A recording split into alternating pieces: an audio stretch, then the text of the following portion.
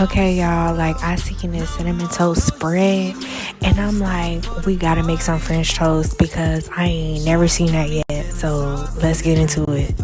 Okay, I put creamer in mine. Like I don't know how y'all make y'all's, but this how I make mine. So get into it. We gonna stuff this thing. So we got the cream cheese and the spread, and we're gonna dash some of that cinnamon sugar in it, and we're gonna put it on this good ass bread.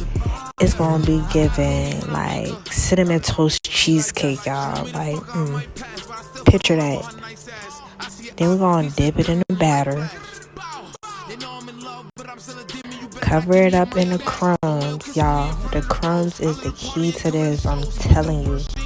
Extra butter in the pan. Like, I love a buttery French toast. Like, Then we're gonna cook this thing until it's golden brown. Period. Come back for part 2 to see how it come out.